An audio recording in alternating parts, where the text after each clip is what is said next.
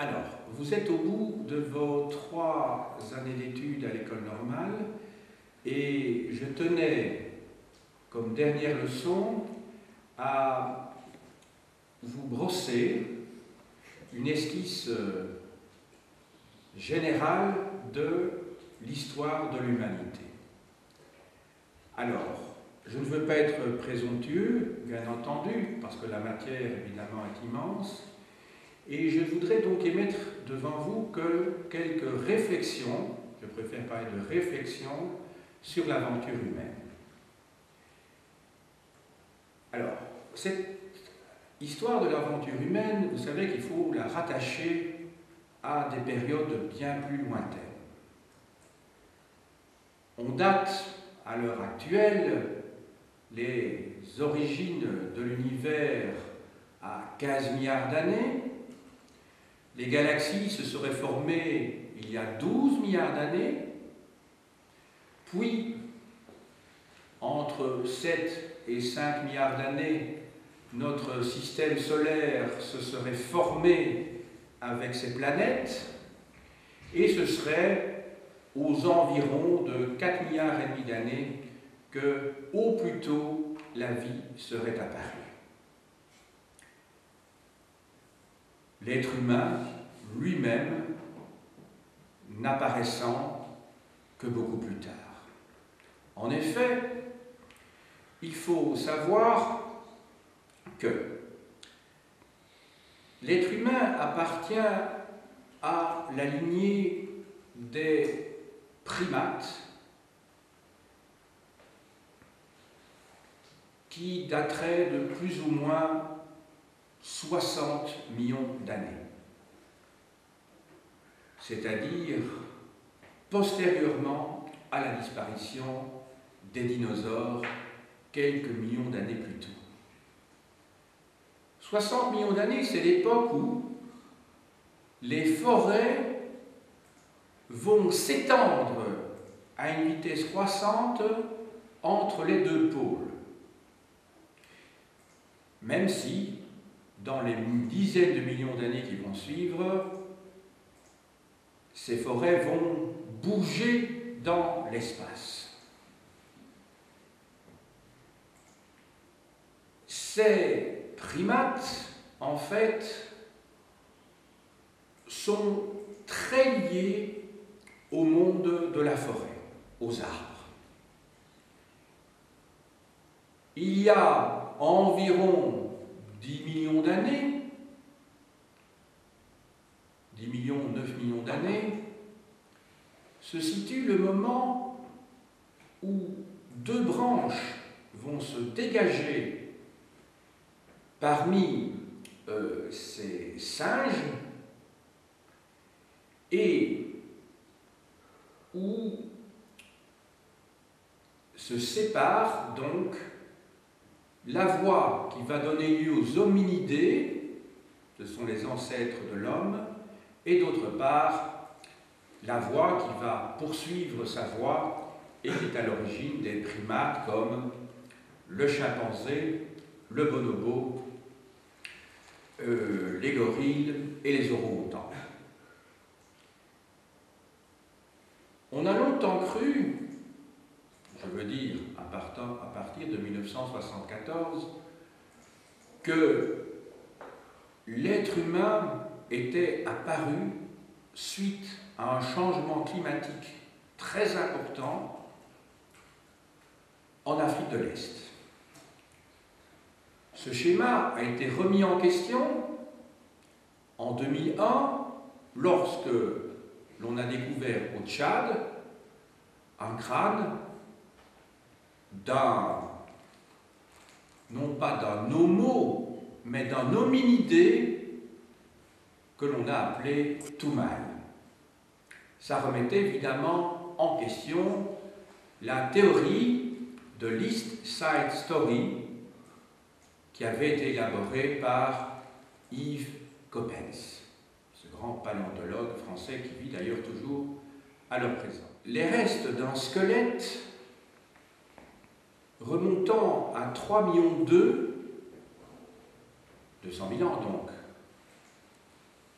a été trouvé donc dans l'est de l'Afrique par Yves Coppens et deux autres anglo-saxons, et au lendemain de ces découvertes, on a donc pensé qu'on avait trouvé non pas la grand-mère de l'humanité, mais en tout cas une australopithèque qui se rapprochait très fort du genre Homo. Alors en effet, quand on analyse les ossements de Lucie, il apparaît que son crâne,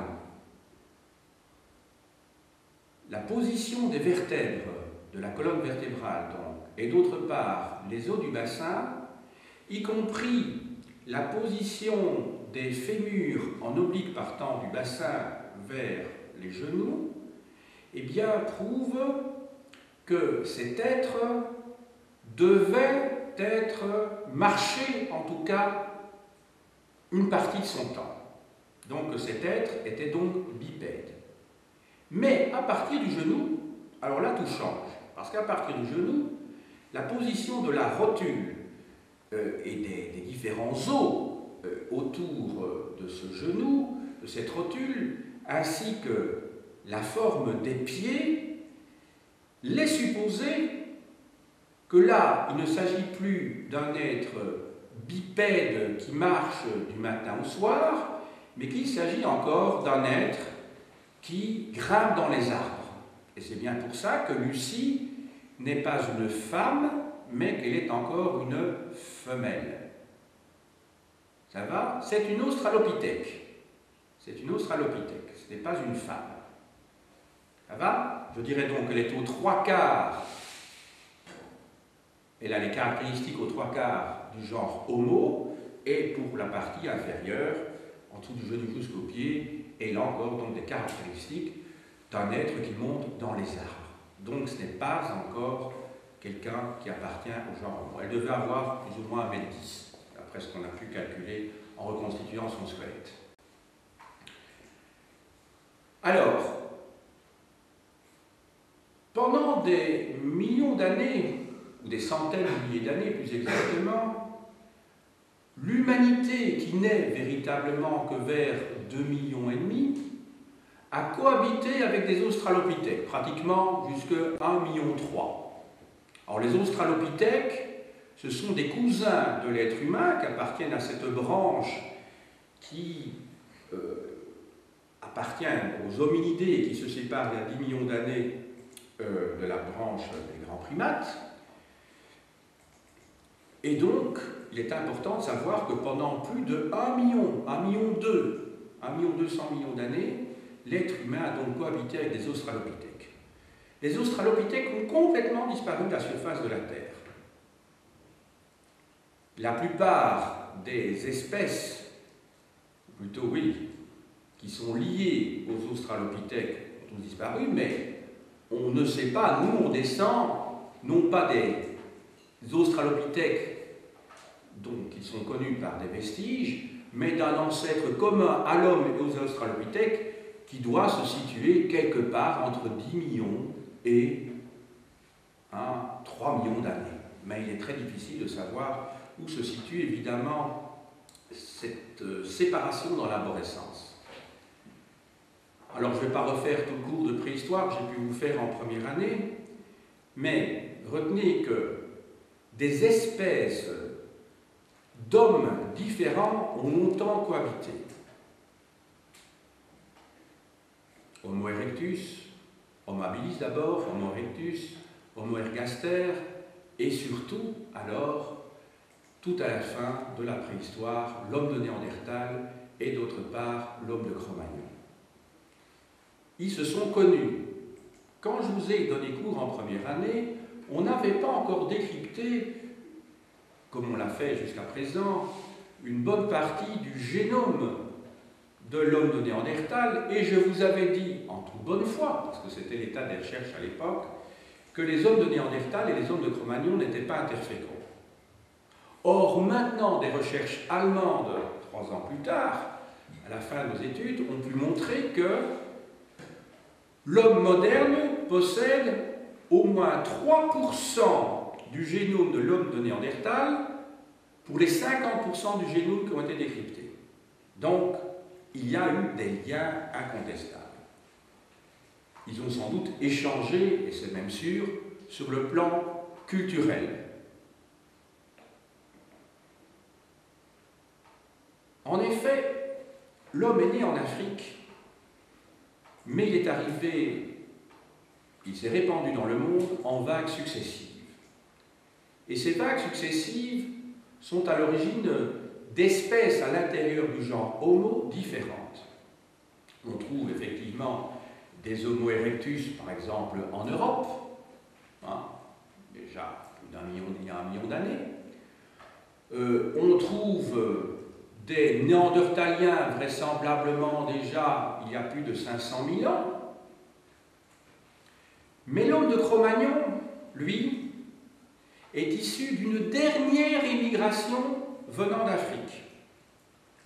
Et cette émigration, on la date maintenant d'il y a 50 000 ans, donc c'est très très récent. Il y a 50 000 ans, les hommes ont quitté, plutôt les hommes de Cro-Magnon du genre Homo sapiens sapiens, ont quitté le continent africain pour se répandre alors sur toute la surface de la Terre. Donc c'est très récent. Donc là aussi, précision à ce que j'ai pu vous dire précédemment. Il y a 3 ans, je vous parlais de 100 000 ans. Et en prenant les cartes les plus récentes et les travaux des paléontologues les plus récents, eh bien donc il semblerait que ce soit il y a seulement 50 000 ans que l'homme de Cro-Magnon ait quitté l'Afrique. Toutes les 3 autres espèces connues jusqu'à présent du genre Homo qui existaient à ce moment-là, vers 50 000 ans, ont toutes disparu. L'homme de Néandertal aurait disparu il y a 35 000 ans. Il y a également des espèces du genre Homo qui auraient disparu également, par exemple sur l'île de Flores, du côté de l'Indonésie. Il y a encore un 4e genre Homo, je crois que c'est du côté de Java aussi, qui aurait disparu il y a plusieurs dizaines de milliers d'années. Donc on peut dire que, et là avec certitude, que tous les hommes qui peuplent la Terre aujourd'hui sont tous issus d'une émigration qui date d'il y a seulement 50 000 ans. Donc que vous soyez aborigène d'Australie, que vous soyez chinois, que vous soyez péruvien des Andes, que vous soyez norvégien, eh bien à l'heure actuelle, nous sommes tous issus d'une émigration qui remonte il y a seulement 50 000 ans. Et ça, on le sait non seulement grâce à la paléontologie, on le sait grâce à l'archéologie, grâce à la génétique, parce que maintenant, on a pu faire tracer exactement la diffusion et la circulation de cet Homo sapiens dans son périple sur la surface de la planète, et grâce aussi à la linguistique. Donc vous voyez que tout cela est très récent, très très récent, beaucoup plus récent que longtemps, moi-même je l'ai cru, et ça, ce sont les progrès de la science qui nous informent de cela, et j'imagine que dans 10 ans, dans 20 ans, et quand vous serez vous-même à la fin de votre carrière, dans 40 ans, mais on aura fait encore des progrès prodigieux, et ce n'est pas toujours vers le lointain, qu'il faut imaginer les origines de l'homme, mais parfois vers le milieu proche, quand je dis de l'homme, c'est-à-dire de l'homo sapiens sapiens, c'est-à-dire nous. Et on se dit, mais comment y a-t-il tant de variétés chez les êtres humains? Comment ça se fait qu'il y a des Chinois, qu'il y a des Noirs, qu'il y a des Blancs? Eh bien, vous devez vous dire que tout cela résulte d'une adaptation au milieu. Il y a seulement 15 000 ans, plus exactement 17 000 ans, puisque c'est en moins 15 000, que des Sibériens ont franchi le détroit de Bering, qui est à ce moment-là couvert par les glaces. Il y a seulement 17 000 ans. Donc ça veut dire que jusqu'il y a 17 000 ans, il n'y a aucune trace d'êtres humains, même d'espèces antérieures, sur le continent américain. Aucune. C'est quand même assez étonnant. Donc la plus vieille humanité est bien une humanité africaine. Et nous sommes tous, que nous soyons blancs, jaunes ou noirs, issus de l'Afrique, il n'y a aucun doute, et de l'Afrique orientale. Donc, sous forme de provocation, je vous dirai, ce n'est pas la première fois que je le dis, que nous sommes tous des noirs qui ont blanchi. Il n'y a aucun doute de cela. L'éclaircissement de la peau est lié à un besoin pour l'organisme de pouvoir capter justement de la lumière.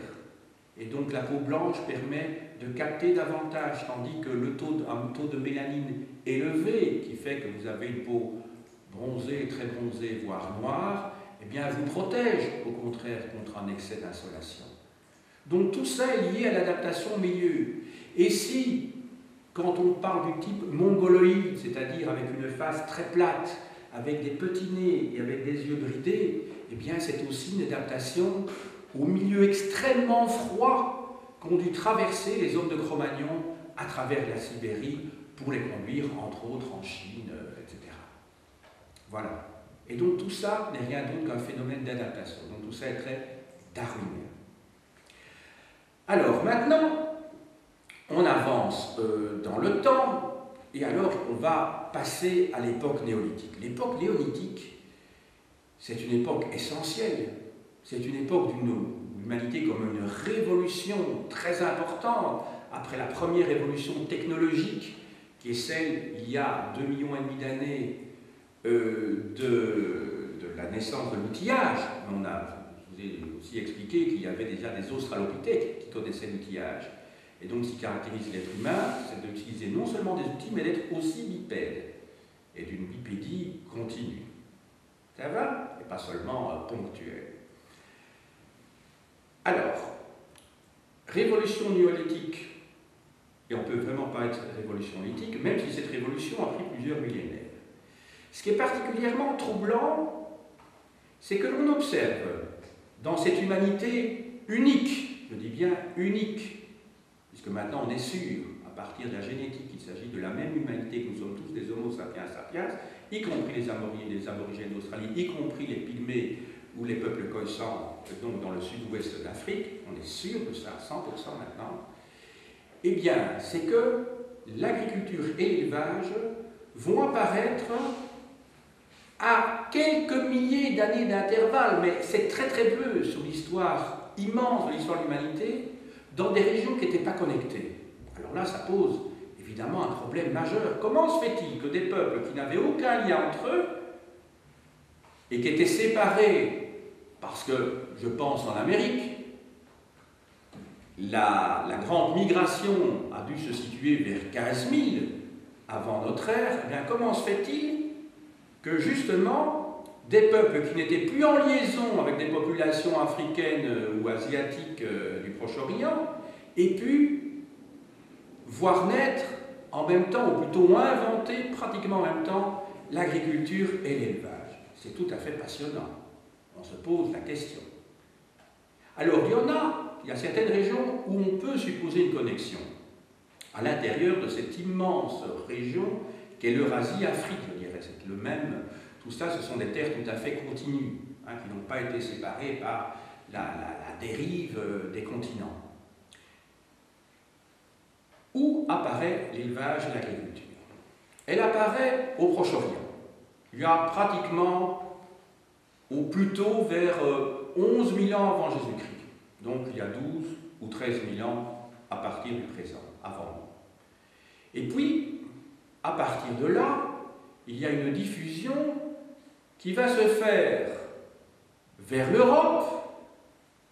Il faut compter que c'est aux environs de 6 000 que l'Europe passe, pour certaines de ces régions, par la voie danubienne ou par la voie méditerranéenne, donc passe à l'agriculture et à l'élevage. L'Afrique également, l'Afrique de l'Est, également l'Asie. Alors, quelles sont les régions qui vont être très rapidement touchées, outre la Mésopotamie, l'Égypte, bien sûr? Il y a également la région de l'Indus. Vous voyez que, comme par hasard, c'est le long de grands fleuves que se développe justement cette agriculture et cet élevage, où va se développer déjà très tôt une civilisation de type agraire, et qui va donner lieu à une civilisation qui est presque inconnue à l'heure actuelle, parce qu'on n'a toujours pas pu déchiffrer son écriture, c'est la civilisation de l'Indus, avec comme point phare Mohenjo-Daro, donc dans le Pakistan actuel. Ensuite, vous avez la région qui se situe près du fleuve Jaune, en Chine. Et là, tenez-vous bien, donc l'agriculture, on la trouve déjà, alors là, dans cette région-là, on la trouve très tôt, hein, on la trouve vers 9000 ou 8000 avant notre ère. Alors, je vous montre tout ça sur la carte, maintenant. Donc, le foyer central se situe ici, pour l'agriculture. On a même, à un moment donné, pensé que c'était au niveau des piémonts, c'est-à-dire à la base du mont Taurus, ici. Alors, on la trouve en Mésopotamie, on la trouve surtout dans le couloir syro-palestinien, on va la trouver en Égypte, elle va descendre vers le sud dans l'est de l'Afrique, elle va se répandre par la voie danubienne jusqu'en Europe occidentale ou par la voie méditerranéenne via le cabotage le long des côtes. Je vous ai parlé également de la région de l'Indus, et je vous ai parlé maintenant de la région du fleuve Jaune qui se situe donc ici. Donc c'est ici que l'agriculture se développe en Chine. Il y a vraisemblablement un lien entre ces régions-ci. Mais par contre, si vous prenez le cas de l'Amérique, là il n'y a pas de lien, en tout cas avéré jusqu'à présent, et vous avez déjà de l'agriculture aux environs de 6000, 7000, 6000 avant Jésus-Christ, dans la région de Mexico. Plus tard, aux environs de 4000, on en a dans cette région-ci. Et alors, vous en avez également, aux environs de 4000, dans la région des Andes. Or, comme vous voyez, comme par hasard, c'est dans toutes ces régions-là que vont se développer des empires par la suite. L'Égypte, la Mésopotamie, la région d'Indus, la Chine. Plus tard, beaucoup plus tard, mais vous aurez les Incas, ici vous aurez les Aztèques, mais qui ont été précédés depuis 4 ou 5 000 ans par des tas de populations diverses, dont je ne vous ai pas parlé parce qu'on n'a pas eu le temps, mais il y a eu des tas de peuples et de civilisations qui se sont succédés depuis 3000 avant Jésus-Christ dans ces régions-là. Donc il y a un lien entre l'invention de l'agriculture, l'invention de l'élevage, la naissance de la propriété et la naissance des États, bien entendu. Donc il y a un lien entre tout cela, un lien économique, un lien social, structurel, politique, voire religieux. Car ce sont dans les régions où apparaissent l'agriculture, l'élevage, les premiers États, c'est-à-dire les premiers empires, et enfin où apparaissent les premières religions à vision cosmique, les religions à portée universelle, hein, tout ça est lié. Et ça, c'est très intéressant, qu'il y a un lien structurel entre tous ces éléments-là. Voilà. Alors, on a pu calculer que aux environs de 5000 avant Jésus-Christ, 5000, 3000 avant Jésus-Christ, il devait y avoir 100 millions d'habitants sur Terre. Tenez-vous bien. À l'époque d'Auguste, c'est-à-dire au tournant de l'ère chrétienne, on a calculé au 1er, même au 2e siècle après Jésus-Christ, au moment d'apogée de l'Empire romain, sous les Antonins, qu'il devait y avoir près de 70 millions d'habitants dans l'Empire romain. 70 millions d'habitants. Ça vous donne un ordre de grandeur. Donc, vous voyez la densité de population dans cet Empire romain. À cette époque-là, il y a déjà des connexions qui se font entre les empires du Vieux Monde. Je viens de vous parler de l'Empire romain. L'Empire romain, c'est ceci. Donc, depuis le milieu d'Adrien, qui sépare l'Écosse de l'Angleterre, cette région-ci, le Rhin, le Danube, la mer Noire. Alors vous avez ici, ça va être difficile, l'Empire romain. À un moment donné, il y a même eu la Mésopotamie au IIe siècle. Très peu de choses ici, couloir syro-palestinien, l'Égypte, mais uniquement la région qui se trouve le long du Nil, et alors les côtes de l'Afrique du Nord. Donc c'est ça, l'Empire romain. Eh bien, cet Empire romain, au début de l'ère chrétienne, va être connecté avec cet Empire chinois par le biais de marchands, de grands échanges économiques. En effet, déjà en 212 avant Jésus-Christ, est né l'Empire chinois. 212, excusez-moi, c'était 221. J'ai peut-être inversé les deux. Donc, cet empire chinois, alors l'empire chinois à l'époque n'est pas aussi grand évidemment que la Chine de l'époque des Mandchous jusqu'au début du XXe siècle. Donc, la Chine se développe, je dirais, essentiellement autour de ces deux grands fleuves que sont le fleuve jaune et le fleuve bleu. Donc, c'est ceci, avant tout, la Chine, la première Chine. Ça va, la première Chine. Eh bien, l'empire chinois est fondé par Qin Shi Huangdi, donc à la fin du IIIe siècle avant Jésus-Christ. C'est une structure étatique forte qui va tenir, tenez-vous bien, pendant 2000 ans. C'est le plus vieil empire de l'histoire de l'humanité.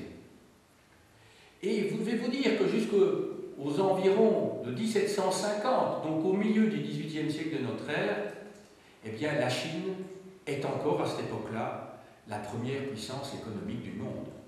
Donc tout n'est pas encore joué vers 1750. C'est au XIXe siècle qu'on va vraiment, que tout va basculer et qu'à ce moment-là, l'Europe, et plus tard l'Amérique, vont dominer économiquement le monde. Alors qu'est-ce qui fait le lien entre cet empire romain ici et l'empire chinois ici? Eh bien, des grands empires qui se sont développés aussi, les Parthes qui ont succédé à l'empire perse. Et vous avez ici également des territoires unifiés au nord de l'Inde, ce qui va permettre, je dirais, cette connexion donc, entre l'Empire romain et l'Empire chinois, l'Empire des Parthes, et ici, déjà, au IIIe siècle avant Jésus-Christ, il y avait une unification du nord de l'Inde, mais l'Inde va un petit peu, je dirais, comme une sorte d'univers qui gonfle et qui se dégonfle, être unifié à différentes reprises, en particulier au IIIe siècle avant Jésus-Christ, à l'époque d'Ashoka, qui est un empereur bouddhiste, et puis alors à cheval sur le 4e et 5e siècle de notre ère, à l'époque de l'empire Gupta. Ça va? Voilà. Alors, on avance un petit peu dans le temps, en ne perdant pas de vue que mon objectif est de survoler l'histoire de l'humanité, l'histoire universelle. L'Afrique. L'Afrique, elle, qui malheureusement n'est pas citée dans les manuels scolaires, et c'est bien dommage, va connaître, elle aussi, un développement très tôt. Dès le premier millénaire avant Jésus-Christ, toute cette région-ci va connaître le développement de la métallurgie du fer. On trouve également la métallurgie du fer ici et dans certaines régions ici. Autrement dit, l'Afrique, à cette époque-là, je dis bien à cette époque-là, n'est pas en retard sur le plan technologique. Je vous rappelle que le premier millénaire avant Jésus-Christ, c'est l'époque où les Celtes, au même moment, développent une civilisation basée sur la métallurgie du fer. Souvenez-vous, quand je vous ai parlé de l'époque de Hallstatt, 750-475 avant Jésus-Christ, et enfin l'époque d'Athènes, 475, aux environs de 50 avant Jésus-Christ. Vous voyez qu'il y a un parallélisme étonnant. La métallurgie se développe et connaît une extension à la même époque en Europe et dans l'Est de l'Afrique principalement. Tout à l'heure, je vous ai indiqué quelles étaient les grandes zones où l'agriculture s'était développée. Vous vous souvenez, aux environs de 12 000 avant Jésus-Christ ici. Elle progresse, elle arrive en Gaule vers 6 000, 5 000 avant Jésus-Christ. Je vous avais dit que très tôt déjà, aux environs de 9 000, 8 000 avant Jésus-Christ, on trouve l'agriculture ici. Mais je ne vous avais pas dit que l'agriculture, déjà vers 4000 avant notre ère, va progresser également en Afrique. Elle va progresser également en Afrique. Le premier millénaire est une période importante pour l'histoire de l'Afrique. Pourquoi? Parce que c'est le début des grandes migrations bantoues. Les bantous sont originaires du Cameroun, qui se situe ici, hein, et du Nigeria, qui se situe ici, et les bantous vont contourner la forêt, je dirais, équatoriale ici, dans un premier temps, mais vont progressivement occuper la plus grande partie de l'Afrique. Toute cette partie-ci. Ces régions-ci étant occupées par d'autres populations qui possèdent des langues afro-asiatiques qui sont apparentées à l'hébreu et à l'arabe. Vous avez également ici des populations nilotiques. Hein, et à partir, et ça va poser un gros problème à partir du XVIIe siècle, c'est que les populations bantoues n'ont pas arrêté de progresser lentement pendant 3000 ans de cette région-ci vers le sud, lentement. Donc il ne s'agit en rien d'invasion. Ça n'a strictement rien à voir avec, on ne peut pas faire de comparaison avec les invasions germaniques, au point de se buter, de s'opposer aux Blancs. Hein, donc au XVIIIe et surtout au XIXe siècle. Je dirais même que les Bantous arrivent en Afrique du Sud quand les Hollandais et les Huguenots français arrivent au Cap. C'était des régions qui étaient vierges, toutes ces régions-ci. Toutes ces régions-ci. Les Bantous ont mis 3000 ans pour arriver en Afrique du Sud. Et ici, vous avez des populations d'un autre type, hein, ce sont les Otanto, les Bochiman, qui appartiennent à un autre groupe. Voilà. Alors, puisque j'essaie de faire de l'histoire connectée, des liens entre les différentes parties de la Terre depuis le début de l'histoire de la civilisation, on va noter encore autre chose. Remarquez, c'est entre le XIe et le XIIe siècle, au XIe au XIIe siècle, que l'Europe connaît, souvenez-vous du cours de Moyen-Âge de deuxième année, connaît une expansion énorme. D'abord sur le plan démographique. La population va doubler en 2 siècles et demi, pendant ce que l'on appelle le Moyen-Âge classique, entre, je dirais, l'an 1000 et 1280, quelque chose comme ça. La population de l'Europe occidentale va doubler. C'est l'époque où l'Europe connaît une expansion économique tout à fait remarquable. C'est dans la deuxième moitié du XIe siècle, au XIIe siècle surtout, et encore au XIIIe siècle, les villes naissent et se développent en Europe occidentale. C'est l'époque où les paysans vont défricher à tour de bras, sans arrêt, des terres.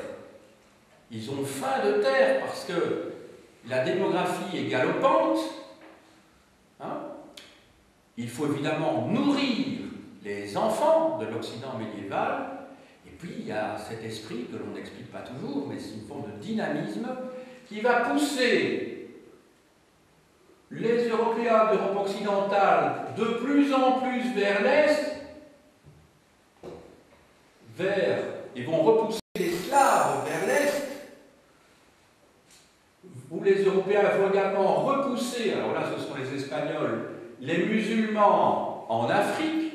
Je vous rappelle que c'est en 1492 que le royaume de Grenade tombe, et c'est l'année même où Christophe Colomb reçoit enfin les subsides pour monter son expédition qui le mènera donc à la mi-octobre de la même année dans les îles Bahamas.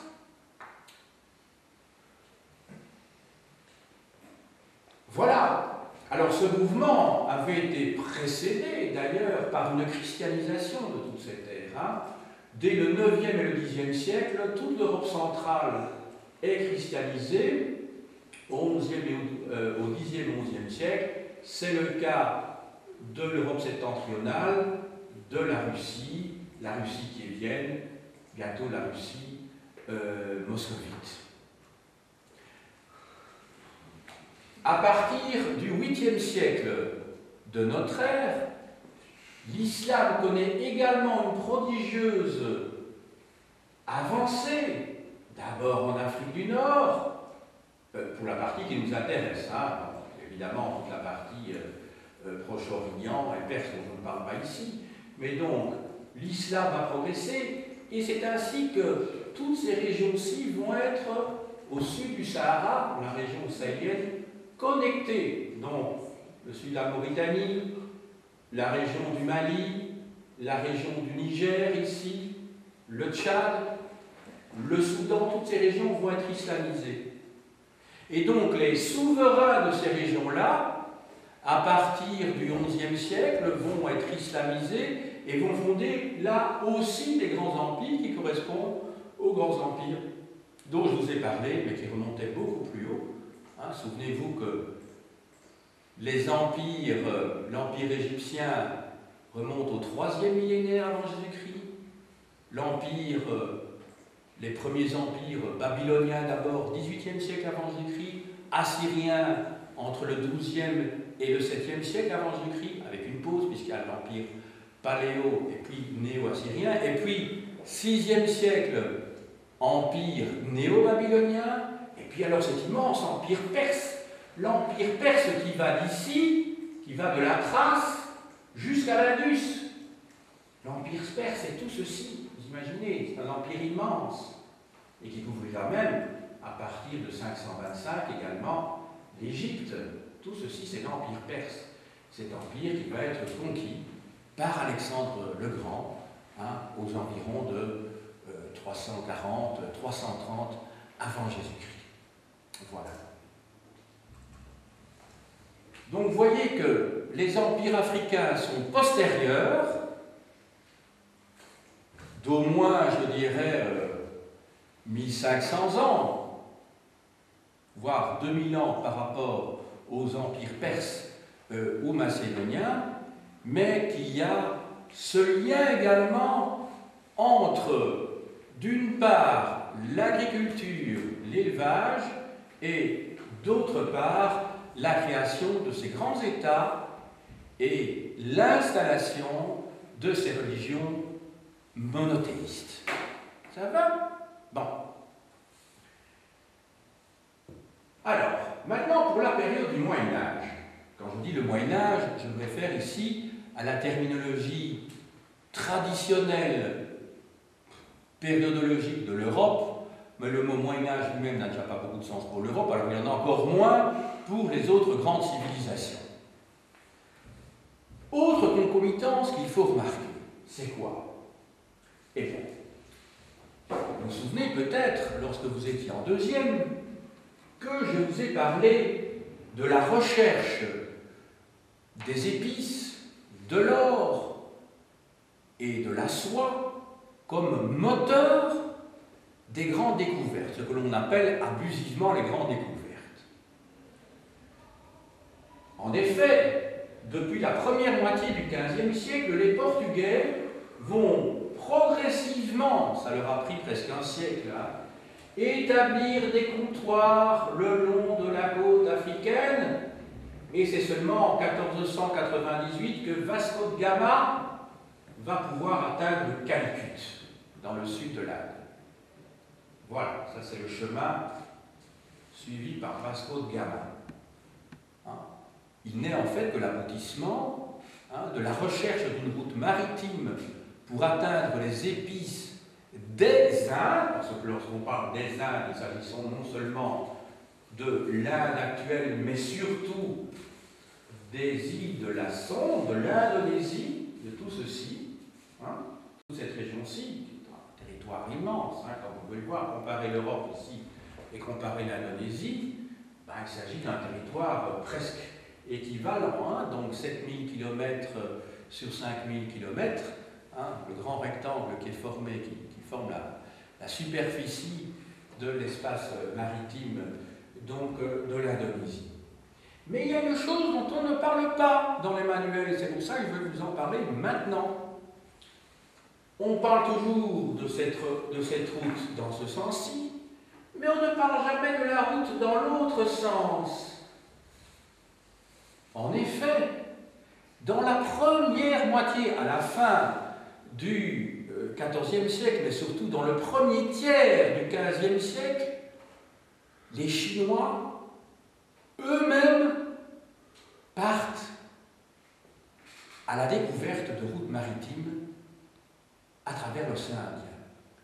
Et tenez-vous bien que les expéditions mises en place à l'époque des Ming, c'était l'empire Ming à cette époque-là, dans la première moitié du XVe siècle de notre ère, eh bien, les expéditions qui partent comprennent des milliers de navires.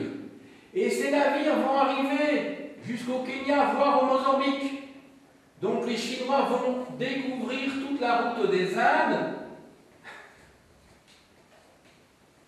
avant les Européens. Et ils vont arriver en Afrique, ces Chinois. Le grand découvreur, l'équivalent, je dirais, de Vasco de Gama, c'est l'amiral Cheng He. Je l'écris au tableau, si j'ai de la place.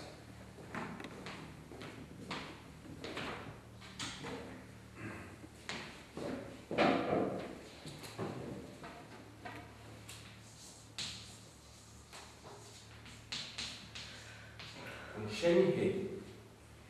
Alors c'est un amiral qui était à la tête d'une flotte assez imposante, et il suffit de comparer les petites caravelles de Christophe Colomb et la Santa Maria face au navire amiral, qui est un immense voilier de cet amiral Cheng He, et on voit évidemment qu'on a complètement occulté dans les manuels toutes ces découvertes véritables des Chinois à la recherche de cette route africaine via donc l'océan Indien et la mer Arabique.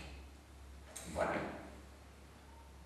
Il se fait que ces recherches, que cette route maritime va disparaître à partir de 1433. Les Chinois n'ont pas été plus loin, ils n'ont pas poursuivi leur périple à partir de ce moment-là.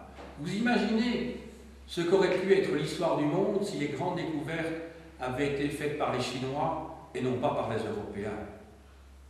Certains Chinois, d'ailleurs à l'heure actuelle, essayent de faire passer, dans un but de propagande, l'idée que, évidemment, l'Amérique aurait été découverte par les Chinois.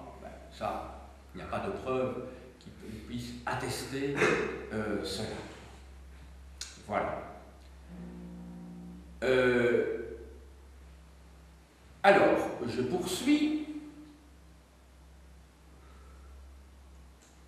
Il y a un grand empire qui s'est formé au XIIIe siècle, en Asie. C'est l'empire des Mongols. Cet empire des Mongols, je vous le montre.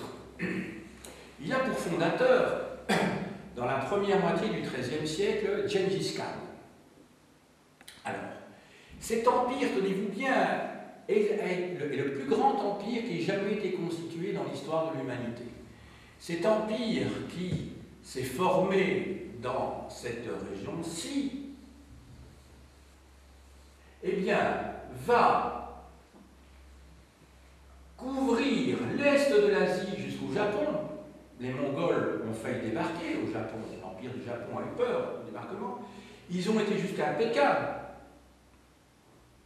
Donc ils vont conquérir la Chine. Ils vont aller jusqu'à la hauteur du Vietnam. Ils ne parviendront pas à occuper le Vietnam, mais ils iront jusqu'ici. Alors, ce n'est pas Gengis Khan, mais un de ses successeurs à la fin du XIVe siècle et au début du XVe siècle qui prendra Delhi. C'est Timur Lenk, Tamerlan. Timur Lenk, ça veut dire Timur le boiteux. Alors, les Mongols prendront Bagdad, ici, en 1258. Les Mongols prendront Kiev, en Ukraine, en 1241. Donc l'Empire mongol, c'était tout ceci. Tout ceci, c'était l'Empire mongol, vous imaginez. Le plus grand empire. Alors cet empire a connu très tôt des divisions entre les petits-fils de Gengis Khan, avec évidemment un chef qui a émergé et qui était Kubilai Khan. Kublai Khan. C'est l'époque, la deuxième moitié du XIIIe siècle, où Marco Polo, un Vénitien, part de Venise, va traverser tous ces territoires pour arriver finalement en Chine à la cour de Pékin. L'objectif de Marco Polo était en fait de suivre la route terrestre de la route de la soie qui aboutissait dans la région de Xi'an, qui doit se situer quelque part ici, je ne vois pas bien parce que c'est une carte ancienne, hein, Xi'an qui doit se situer quelque part ici.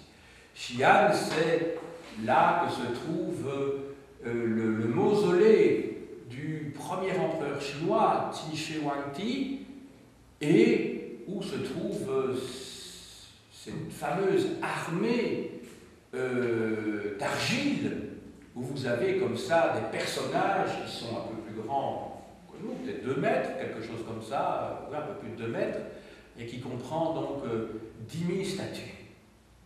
Hein? Voilà, et que l'on peut voir d'ailleurs si vous allez dans cette région-là. On peut parler donc de première, non pas mondialisation, parce que l'Amérique n'a pas été touchée, mais en tout cas de tentative de globalisation à cette époque-là. Alors, les Espagnols, eux, vous savez que Christophe Colomb, je l'ai dit tout à l'heure, en 1492,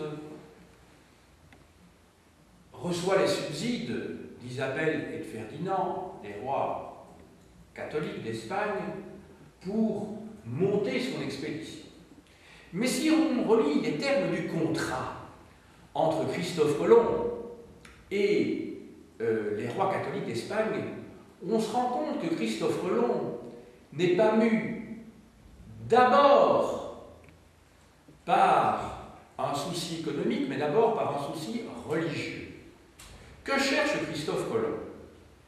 Eh bien, il cherche avant tout à conquérir pour le christianisme, il dit bien, l'Asie. C'est ça qu'il a en tête. Son objectif est un objectif, je dirais, millénariste. Il est tout à fait dans une conception selon laquelle le monde doit être unifié par le christianisme. À côté de ça, bien sûr, il y a des objectifs économiques. C'est rechercher l'or et l'argent dont l'Occident a tellement faim, a tellement besoin pour faire fonctionner ces échanges commerciaux.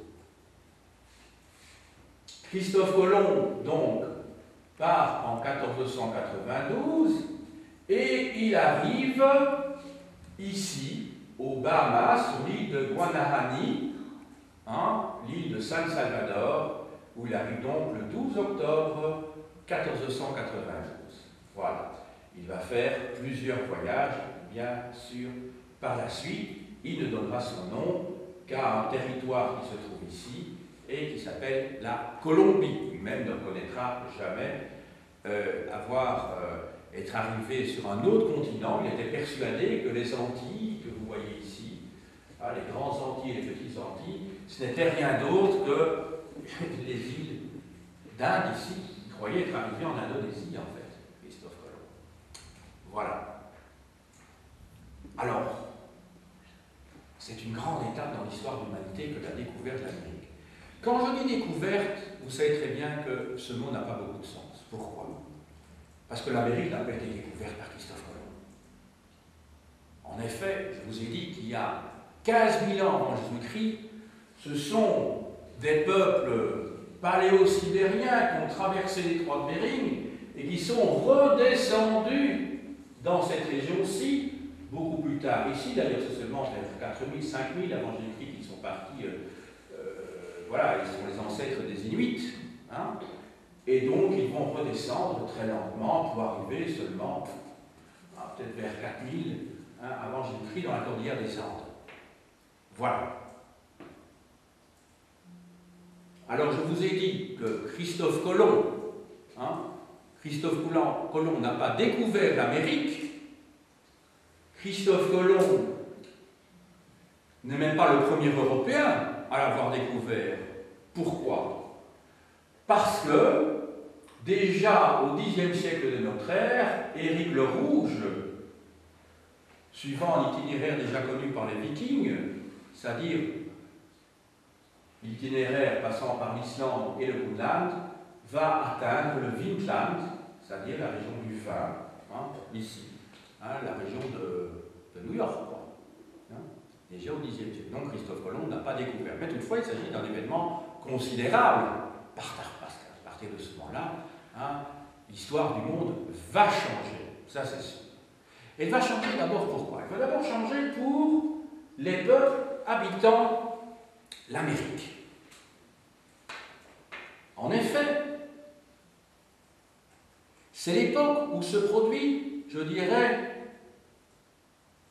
la première mondialisation. Et cette mondialisation, elle se fait par le biais des microbes, des virus.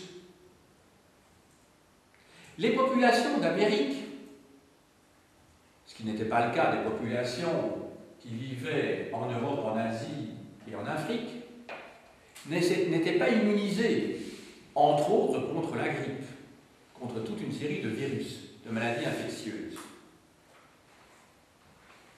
Et en un siècle, entre 1500 et 1600, on a calculé que la population d'Amérique serait passée de 70 millions à 10 millions d'habitants. Vous imaginez? C'est incroyable quand on y pense. Vous imaginez?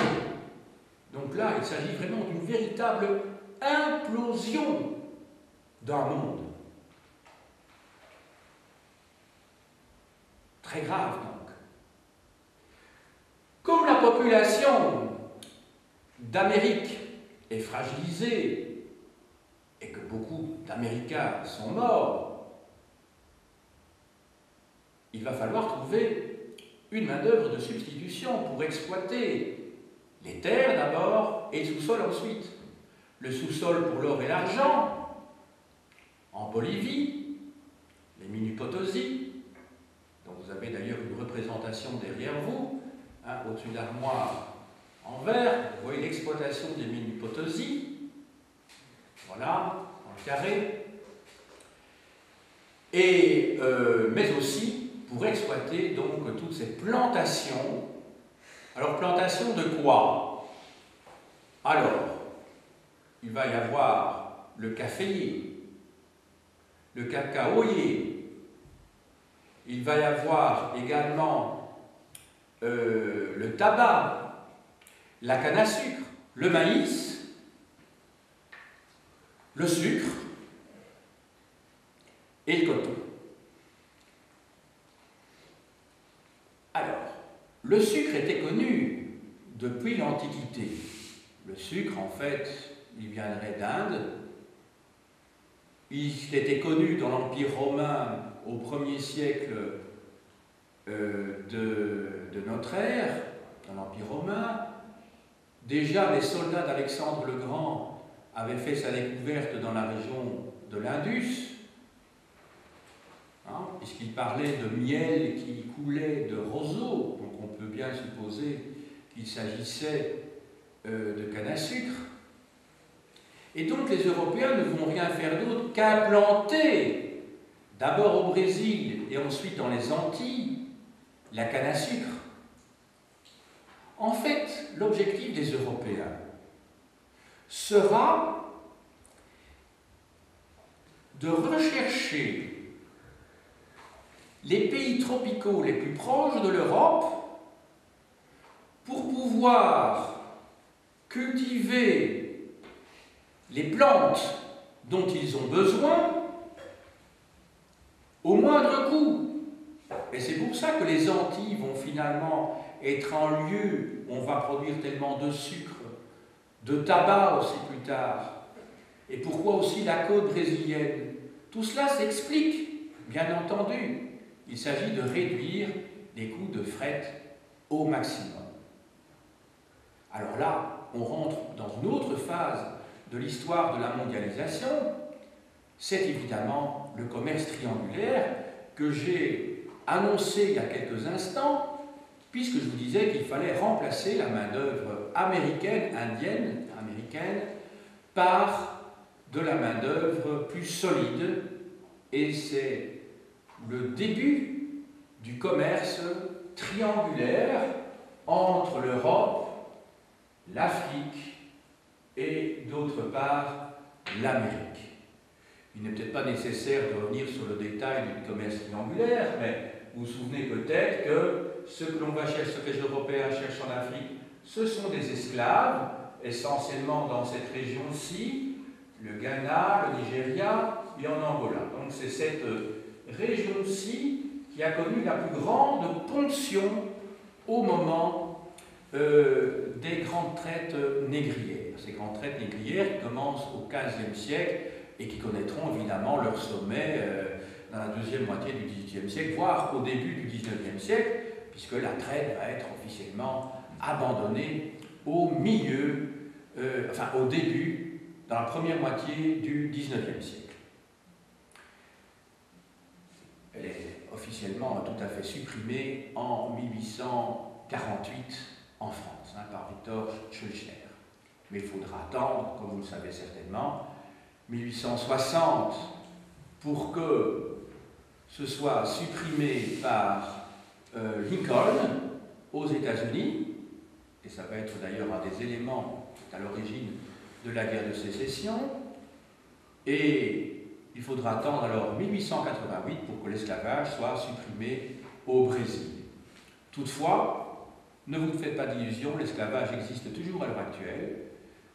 Il y a encore plusieurs centaines de millions d'esclaves aujourd'hui, et je ne parle pas seulement des enfants. Vous savez que l'esclavage est officiellement supprimé depuis 1948, puisque tous les pays qui ont adhéré à l'ONU ont signé la Charte universelle des droits de l'homme, mais l'esclavage donc ne concerne pas seulement que les enfants qui travaillent gratuitement, parfois au fond des mines en Bolivie ou même parfois en Chine d'ailleurs, mais il y a toujours des esclaves, par exemple dans les Émirats arabes unis, en Arabie.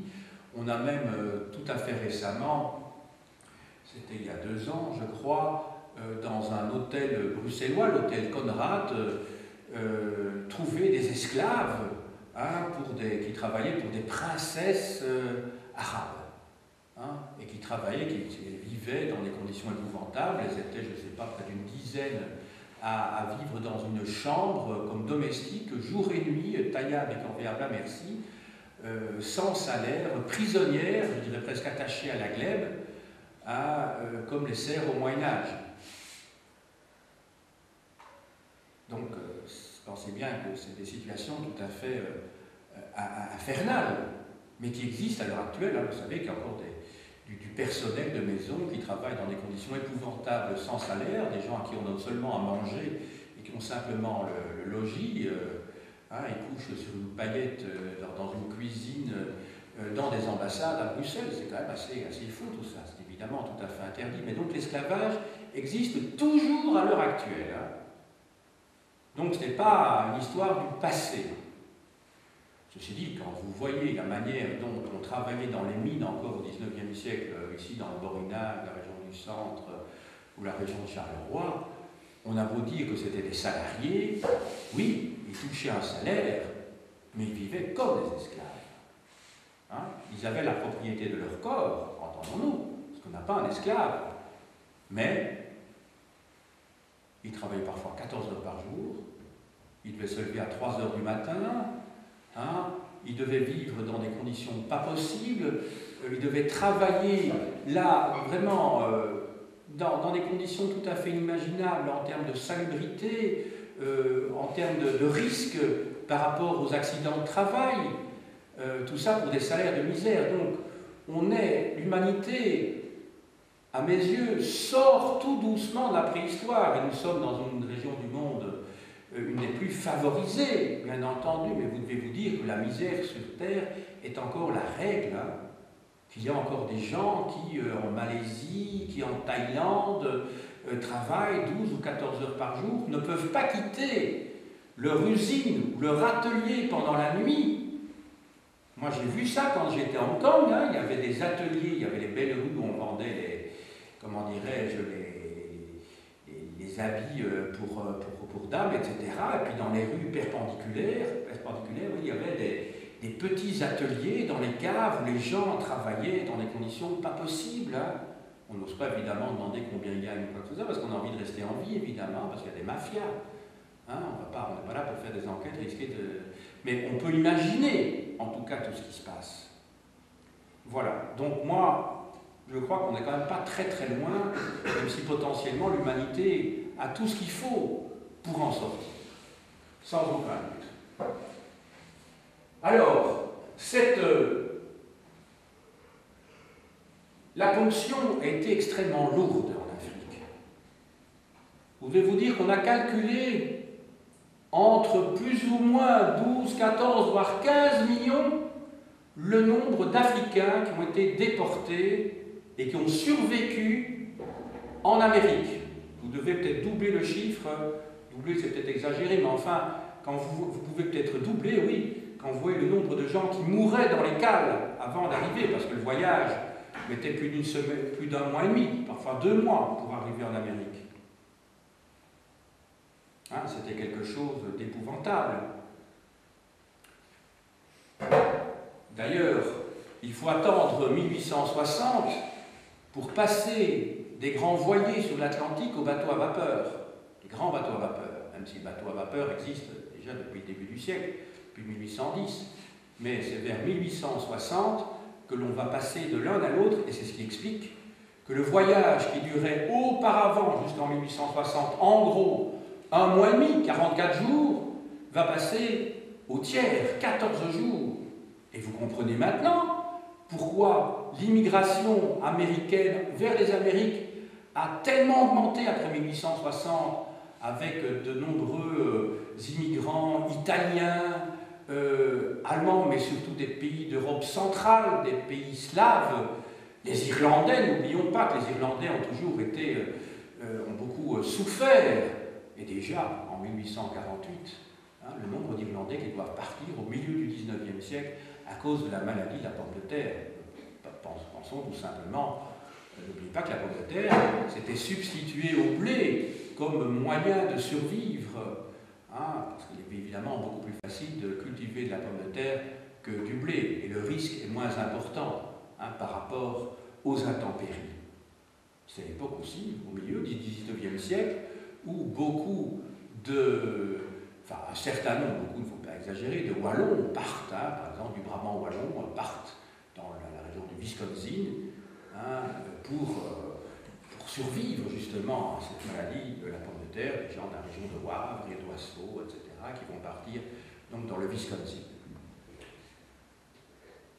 Alors, on arrive donc au XVIIIe siècle. Alors le XVIIIe siècle, grande période également, grand tournant, aussi important que la révolution néolithique d'il y a 12 000 ans. La révolution industrielle qui débute dans la deuxième moitié donc, de ce XVIIIe siècle, du siècle des Lumières, va conjuguer à la fois une accumulation des capitaux qui a été rendue possible suite à cette accélération des échanges depuis le XVIe siècle, grâce à tous ces métaux précieux qui sont venus depuis le XVIe siècle alimenter les caisses d'Occident, l'or, l'argent, qui vient de Bolivie, qui vient du Mexique, qui va venir également du Brésil à partir du XVIIIe siècle, et qui ne servira à rien d'autre, ne l'oublions quand même pas, qu'à payer des produits qui viennent d'Asie. Donc, l'or et l'argent va véritablement faire le tour du monde.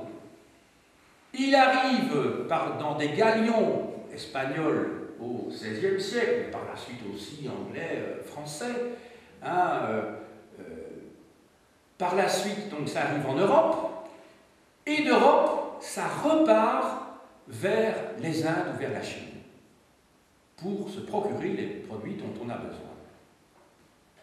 Alors, si l'on peut dire que le capitalisme a connu une grande époque et fut vraiment unifié, je dirais que ce serait, grosso modo, entre 1780 et 1640, quelque chose comme ça.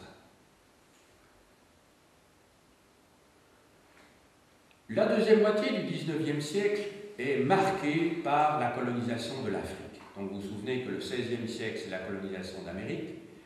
Le XIXe siècle, la deuxième moitié, c'est essentiellement la colonisation de l'Afrique. L'Afrique va être partagée à la conférence de Berlin de 1885.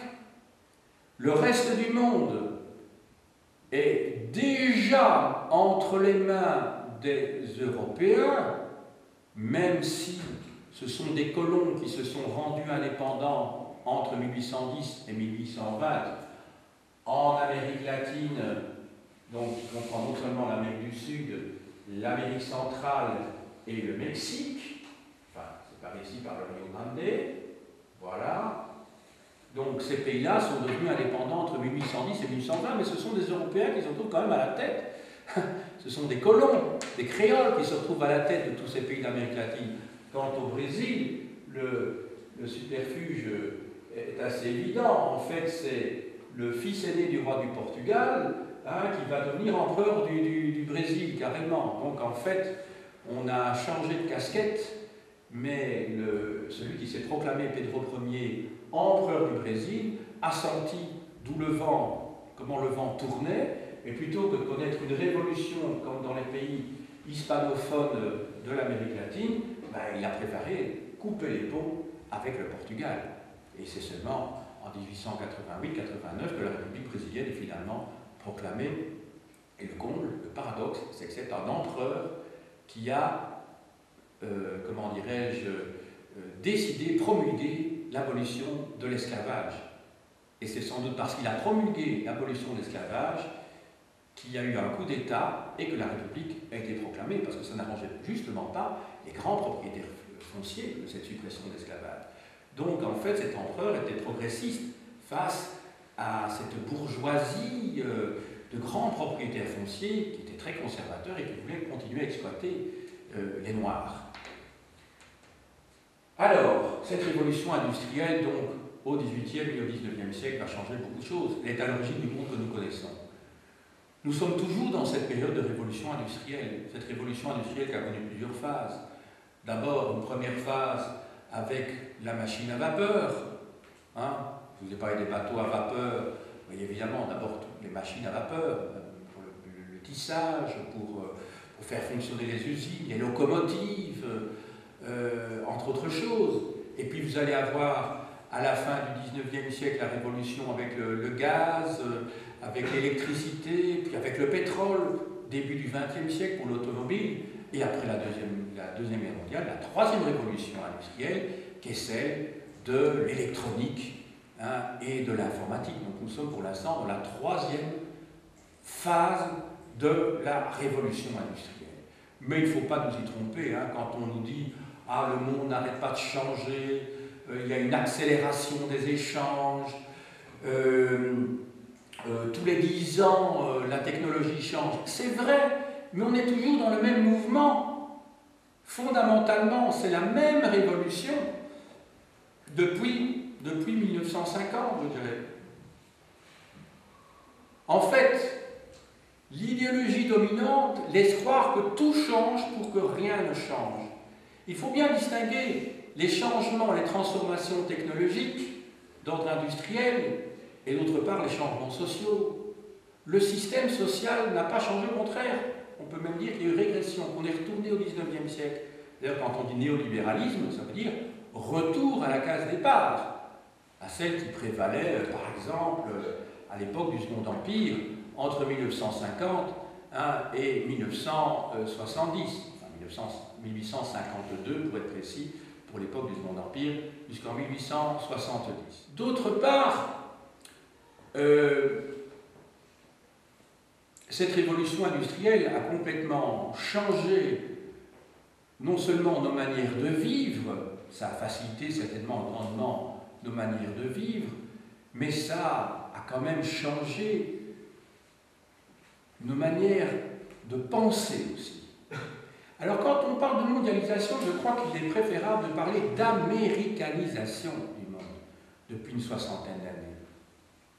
Au lendemain de la Deuxième Guerre mondiale, c'est pas seulement que les États-Unis battent l'Allemagne nazie et le Japon, avec l'URSS d'ailleurs, c'est surtout que les États-Unis vont, grâce à leur puissance économique, pouvoir modifier les mentalités en parvenant à vendre des produits dont les gens n'avaient pas besoin.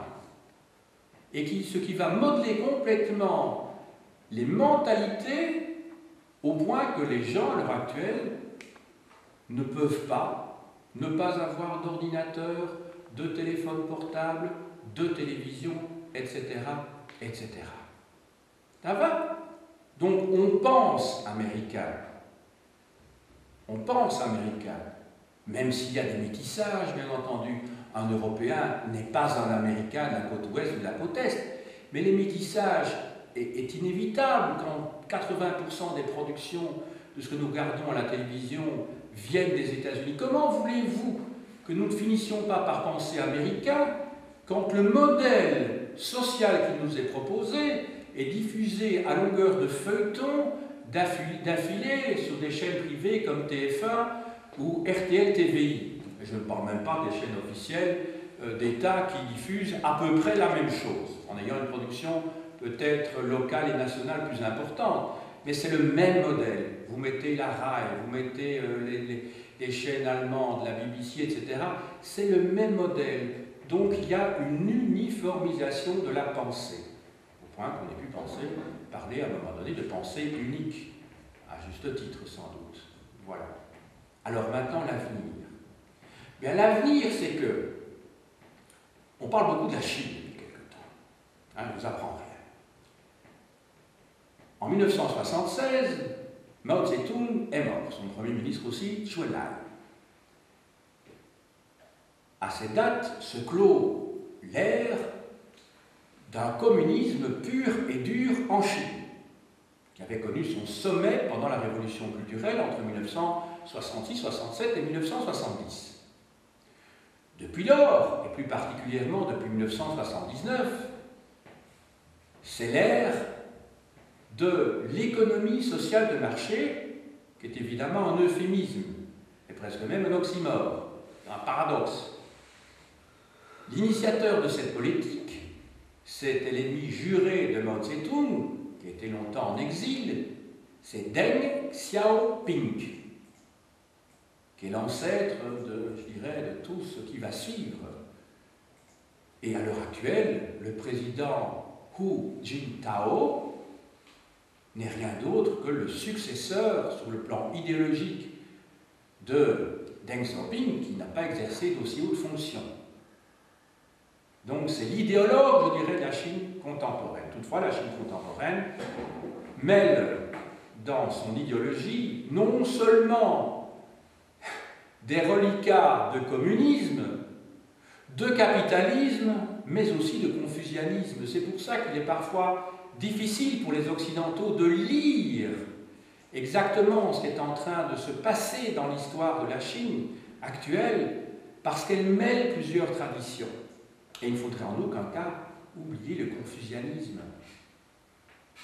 ce confucianisme qui est né au VIe siècle avant notre ère, qui est une morale imposée par les élites, imposée par l'État à la Chine, même si en Chine vous avez des taoïstes, des bouddhistes, même des musulmans, etc. C'était l'idéologie officielle qui est née à nouveau à partir du XIe siècle de notre ère et qui effectivement renaît de nos jours. Ou plutôt, elle ne renaît pas. Elle existait déjà à l'époque communiste, mais elle reprend vigueur, en tout cas, à toute sa force maintenant. Voilà. Alors, l'avenir maintenant, l'avenir de l'humanité. On parle beaucoup du réchauffement climatique. Réchauffement, peut-être on espère ne pas dépasser les 2 degrés si tout le monde s'en tient, ne fût-ce qu'aux propositions de la semaine passée, donc établies à Cancun, donc au début du mois de décembre. Mais encore faudra-t-il que les 2 super grands suivent cette voie-là, à savoir d'une part les États-Unis, mais aussi les pays émergents comme la Chine et comme l'Inde. Et que des pays industrialisés ne rachètent pas à des pays africains ou sud-américains le taux de quotas dont il leur est permis de disposer pour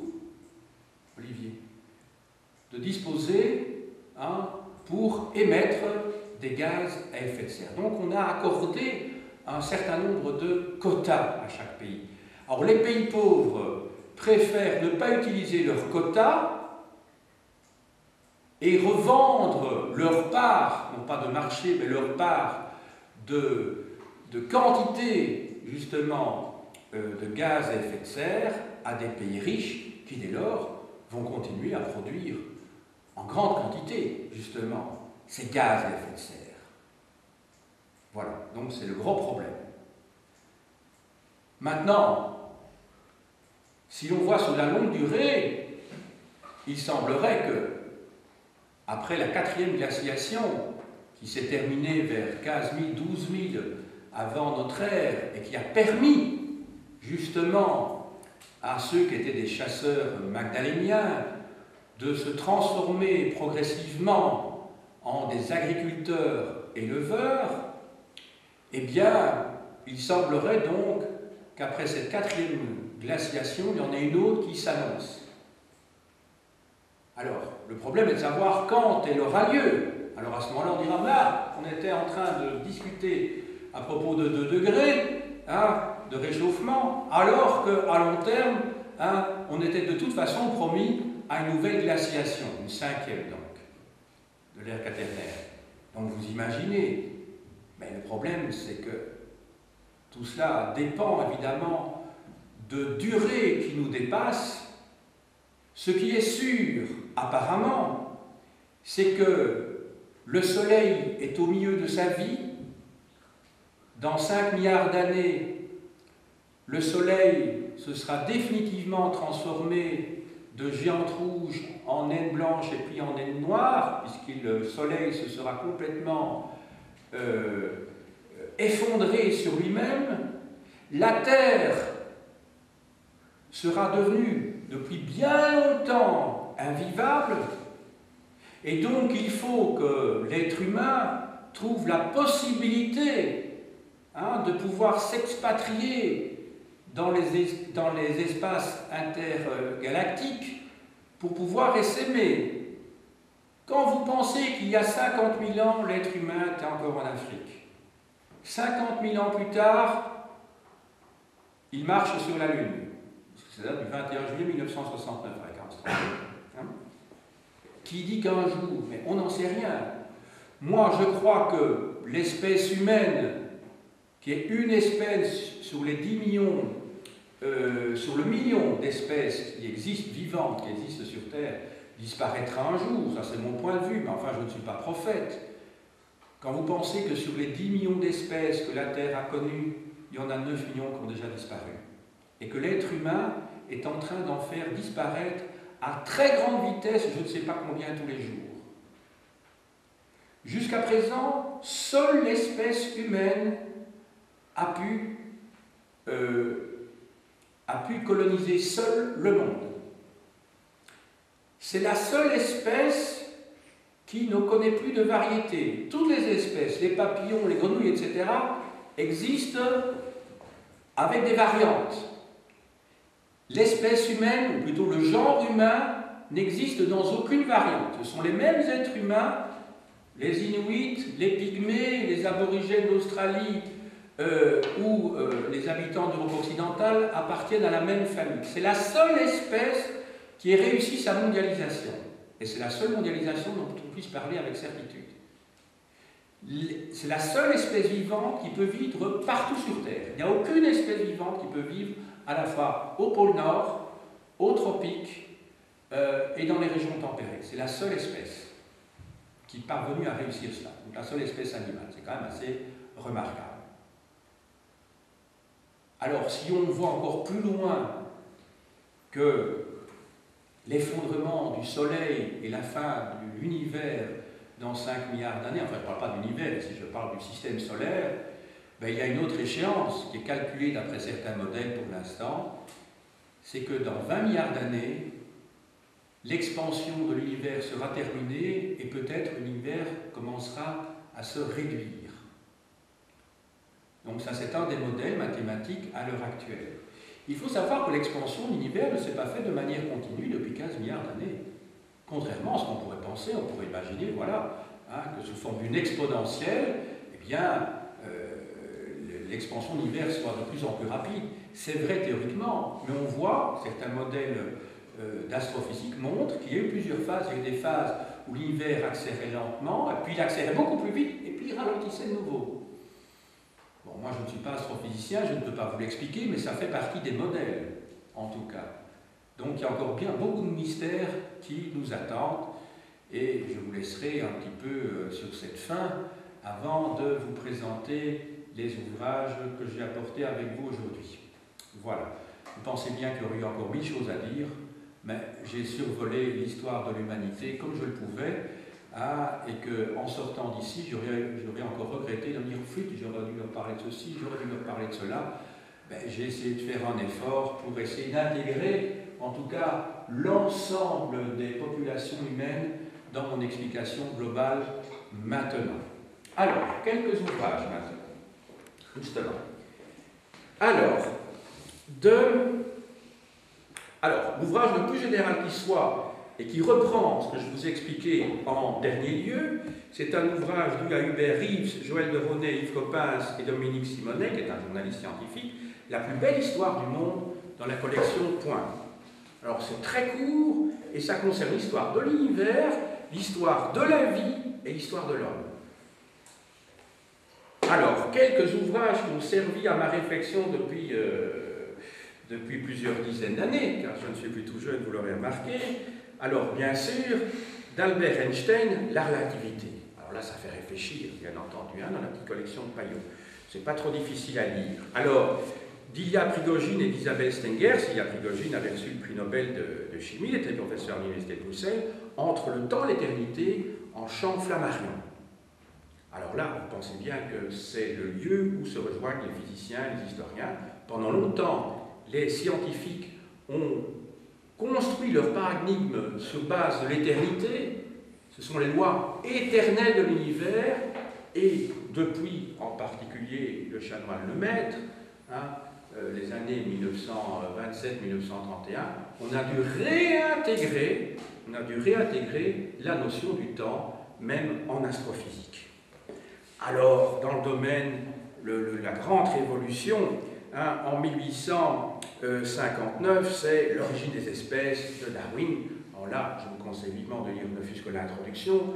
Alors c'est un ouvrage qu'on trouvera dépassé, mais c'est un ouvrage tellement basique, qui est à l'origine de toute l'histoire de la biologie récente, et que l'on ne peut plus faire abstraction de cela. Je sais bien qu'il y a des gens qui sont créationnistes dans des écoles aux États-Unis ou dans les pays d'islam, et qui considèrent que Dieu a créé à un moment donné toutes les espèces sous la forme fixe qu'elles ont maintenant. Donc il a créé les chats en tant que chat, les lions en tant que lion, l'être humain en tant qu'humain. Il y a des gens qui diffusent encore cette idée-là. C'est nier quand même les découvertes paléontologiques qui sont faites maintenant depuis un siècle et demi et qui sont indéniables. Et je crois que je suis certain que c'est maintenir dans l'obscurantisme les gens que de diffuser des thèses semblables. Alors de François Jacob, Le jeu des possibles. Ah, alors là, c'est un biologiste qui a reçu le prix Nobel de médecine il y a maintenant 35 ans, je crois. Or, il met en évidence dans ce livre la notion de bricolage, c'est que la nature bricole sans arrêt. Et donc, il est antidéterministe. Du même, La souris, la mouche et l'homme, chez Odile Jacob. C'est très lisible, hein. Si je vous les montre, c'est parce que j'étais capable de les lire moi-même, hein. Donc ça veut dire que c'est lisible, hein. Donc c'est pas des ouvrages scientifiques qui nécessitent des connaissances préalables. Alors un ouvrage qui, moi, m'a beaucoup stimulé il y a une trentaine d'années, de Sándor Ferenczi, Thalassa, psychanalyse des origines de la vie sexuelle. Alors il explique en fait l'histoire des origines de la vie par le symbolisme. C'est très intéressant. Alors on pourra dire que c'est complètement dépassé, c'est fort possible, mais c'est stimulant. Vous savez, il y a des lectures qui sont peut-être dépassées sur le plan scientifique, parce que voilà, on les a mises en question, mais qui sont tellement stimulantes parce qu'elles vous font réfléchir, elles vous font rêver aussi. Alors, il ne faut pas prendre ça au premier degré, mais je trouve que c'est tellement... Parce qu'au moins, ce sont des gens qui posent des hypothèses et qui formulent des théories, alors qu'il y a des gens qui se contentent d'étudier toute leur vie, et c'est bien utile d'ailleurs pour la recherche, un petit caillou, je ne dis pas que c'est sans intérêt, hein, parce que ça, d'une manière cumulative, ça permet effectivement d'apporter des matériaux, mais des gens qui formulent des théories comme Ferenczi, c'était donc un psychanalyste hongrois. Hein. Voilà, il est transformiste, il n'est pas darwinien, donc il suit plutôt les théories de Lamarck. Alors, dans le domaine de l'anthropologie, Claude Lévi-Strauss, La pensée sauvage, hein, qui remet en question, hein, depuis les années 1930, toutes les idées que les Occidentaux pouvaient avoir concernant la pensée logique en particulier. Hein. Et elle montre en fait que la pensée sauvage, c'est notre pensée à nous aussi. Hein. Elle est très formalisée en fait, cette pensée sauvage. Du même auteur, alors ça c'est un recueil d'articles, mais essentiel aussi, Anthropologie structurale, paru chez Plomb. Donc c'est la Bible des anthropologues et des structuralistes. Pour la préhistoire, maintenant, de Jean-François Dortier, L'homme, cet étrange animal, aux origines du langage, de la culture et de la pensée, aux éditions Sens Humaines. d'Yves Coppens, que je vous aurais souvent cité dans le cadre de mes cours d'histoire, et encore aujourd'hui. C'est sa leçon terminale. Vous savez qu'au Collège de France, on fait une leçon qui est publiée au tout début de son cours, hein, et puis la toute dernière leçon qu'il a faite quand il a pris sa retraite. Il a pris sa retraite en 2005, on le voit encore de temps en temps à la télévision, c'est un homme très, très sympathique et qui est très pédagogue, et ça s'intitule « Histoire de l'homme et changement climatique ». Et il inclut évidemment dans sa leçon terminale hein, les progrès récents de la paléontologie et la découverte évidemment en 2001 de Toumaï. Alors, de Freud, totem et tabou. Alors là, on aime ou on n'aime pas, mais c'est très intéressant à nouveau pour les hypothèses qui sont formulées. Il essaye d'expliquer l'origine du complexe d'Édipe en remontant dans la préhistoire. Il compare, il utilise un certain nombre de matériaux de type ethnologique, évidemment c'est écrit en 1913, donc ça date, donc les anthropologues vont dire, enfin, bon, c'est une vieille autruche, hein, mais il essaye d'expliquer en fait l'origine des rapports sociaux à partir du meurtre du père primitif par ses fils. Hein. Le père est totémisé, donc c'est le début, c'est l'origine de la religion, et qui conduira à ses yeux à la théophagie que constitue l'Eucharistie dans la religion chrétienne, puisque l'on mange Dieu hein, au moment d'Eucharistie. Et le tabou, c'est quoi? Eh bien, c'est que ce phénomène devient inconscient. On ne peut plus parler du meurtre primitif, il devient inconscient, et c'est la culpabilité liée au complexe d'Édipe. Alors, de Jacques Cauvin, alors c'est un ouvrage qui date de 1997, Naissance des divinités, naissance de l'agriculture, chez Champ-Flammarion, c'est un ouvrage vraiment très important parce qu'il remet en question complètement l'idée selon laquelle l'origine de l'agriculture et de l'élevage aurait pour origine un besoin de l'être humain sur le plan économique. Et donc il explique en fait que l'origine de l'agriculture et de l'élevage résulte d'une révolution culturelle. psychique autrement dit, et que l'on s'est mis à cultiver, non pas pour des raisons culturelles, mais parce qu'il y a une révolution, pour des raisons, je veux dire économiques, mais parce qu'il y a une révolution psychologique qui a permis que dorénavant, on puisse penser à se nourrir et à multiplier ce dont on avait besoin en se privant pendant un certain temps des graines, en l'occurrence, pour les récolter plus tard. Alors, de Géza, et ça c'est la chronologie qui le montre, donc à partir des pollets fossiles, il est parvenu à montrer qu'il y a une différence entre les premières divinités de la fertilité, les grandes divinités appartiennent entre 5, on les trouve en fait 500 à 1000 ans avant le début de l'agriculture. Et il montre aussi que la sédentarisation est antérieure à l'agriculture et à l'élevage. Alors on dit souvent que les deux phénomènes sont concomitants. Alors de Géza Roën, origine et fonction de la culture, c'est aussi un essai psychanalytique très intéressant qui montre l'origine de la division du travail et des métiers depuis la préhistoire, mais d'un point de vue psychanalytique. Alors un vieil ouvrage aussi de Friedrich Engels, vous savez, c'était le compagnon de Karl Marx, l'origine de la famille, de la propriété privée, de l'État, s'est dépassé, il se basait sur les théories de l'anthropologue Morgan, un Britannique, mais c'est stimulant à lire de nouveau. Je vous dis, il y a des choses qui sont stimulantes, même si on sait que c'est dépassé par la science, peu importe. Alors, de Christian de la Campagne, une histoire de l'esclavage de l'Antiquité à nos jours. Je voulais vous montrer, il est professeur à Johns Hopkins, à Baltimore, en livre de poche, je voulais vous montrer parce que je crois que l'esclavage est quand même une des tares les pires que l'être humain a pu connaître et connaît encore aujourd'hui. Alors, de William McNeill, c'est un professeur de Chicago, le temps de la peste, essai sur des épidémies dans l'histoire. Là, vous savez que l'être humain a voulu se dégager sur le plan social de la domination, de l'exploitation, mais un des éléments hostiles à l'être humain depuis son origine, c'est la maladie et la mort. Et une des grandes, je vous en ai pas parlé, ça me vient maintenant à l'esprit, la mondialisation, je vous ai dit, microbienne, se situe au XVIe siècle, avec l'arrivée des maladies des Espagnols, la grippe, la syphilis, etc. Mais il ne faudrait pas oublier quand même que l'unification de l'Asie, de l'Europe et de l'Afrique a été faite à l'époque des Mongols au XIIIe siècle. C'est à ce moment-là que se fait l'unification de ces trois continents-là. Vous savez que la différence, la distance, l'Europe et l'Asie, c'est le même continent, c'est l'Eurasie, c'est les Européens qui ont dit que l'Oural était la différence, c'est d'eux, mais l'Oural n'est qu'une chaîne de montagnes très facilement franchissable, c'est comme les Vosges, c'est rien d'autre, c'est pas une montagne, c'est pas l'Himalaya, c'est rien du tout. La coupure entre l'Inde et la Chine par l'Himalaya est beaucoup plus importante qu'entre l'Oural, c'est rien du tout comme montagne, c'est comme les Vosges, ça se traverse très facilement. Donc c'est une fausse coupure, c'est une coupure idéologique en fait, l'Oural.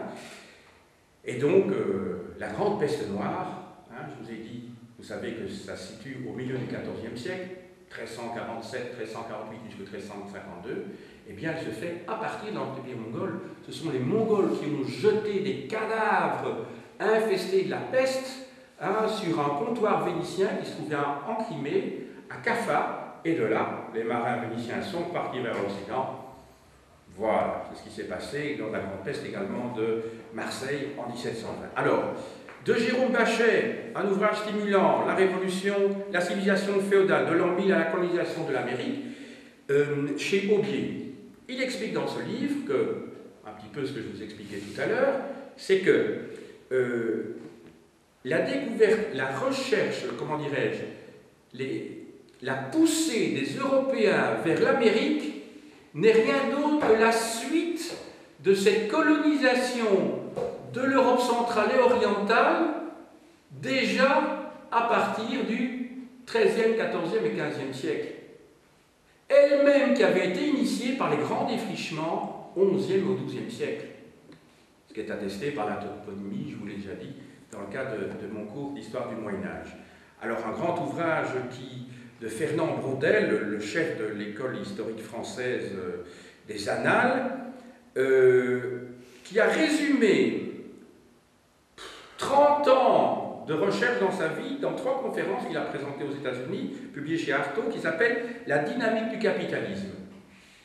Et dans ce livre, il explique comment se sont formées les économies mondes depuis le XVe siècle, mais je vous en parlerai demain dans mon cours sur l'histoire de l'école des Annales, hein, donc je ne vais pas insister ici, mais que successivement, l'Europe a connu des pôles, des villes qui étaient le cœur d'économie monde, hein, d'abord Venise, puis Amsterdam, puis Londres, et enfin New York.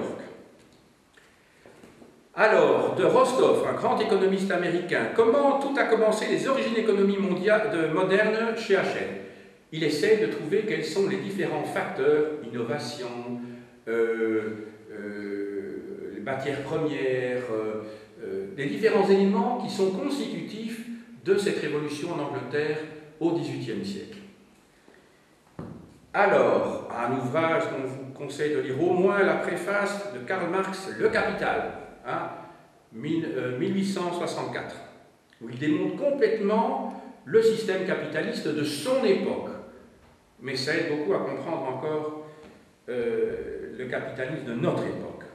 Alors, un ouvrage fondamental dans la même veine, qui est antérieur de 5 ans, de 1859, Contribution à la critique de l'économie politique aux éditions sociales. Alors, de Bailey, professeur à Cambridge, La naissance du monde moderne. En fait, c'est une histoire de la mondialisation entre 1780 et 1914. C'est édité par Le Monde diplomatique et les éditions de l'Atelier. C'était édité également livre de poche. Je vous le recommande vivement. C'est une histoire du monde, hein, et il montre comment tous ces mondes sont interconnectés. Alors, d'Immanuel Wallerstein, qui est un sociologue dans la même veine que Fernand Braudel, qui a essayé d'expliquer le système monde. C'est un ouvrage qui s'appelle « Comprendre le monde, introduction à l'analyse des systèmes mondes à la découverte ». D'Octavio Paz, prix Nobel littérature, je crois, Une planète et 4 mondes, réflexion sur l'histoire contemporaine. C'est un écrivain qui réfléchit à notre monde et je trouve que sa pensée est assez suggestive. Alors, de Fernand Braudel, déjà cité, alors il existe en poche cet ouvrage, c'est en bibliopoche, de Fernand Braudel, Grammaire des civilisations, chez Artaud Flammarion. Alors, toutes les grandes civilisations sont étudiées dans ce livre, mais il existe en poche, hein, je vous recommande vivement. Alors, de René Grousset, Bilan de l'histoire, chez Perrin. De Robert Bonnard, Le système de l'histoire, chez Fayard. Alors là, c'est un théoricien d'histoire, il essaie de comprendre le monde avec des concepts tout à fait nouveaux. Alors maintenant, quelques revues très bien faites. Alors, d'où septembre 2007, L'autre histoire du monde. Très très bien.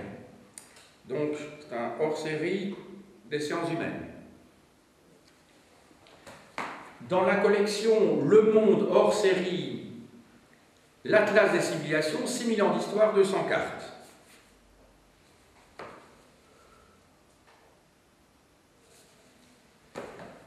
Toujours dans la même collection, L'Atlas des mondialisations, 5000 ans d'histoire, toujours 200 cartes.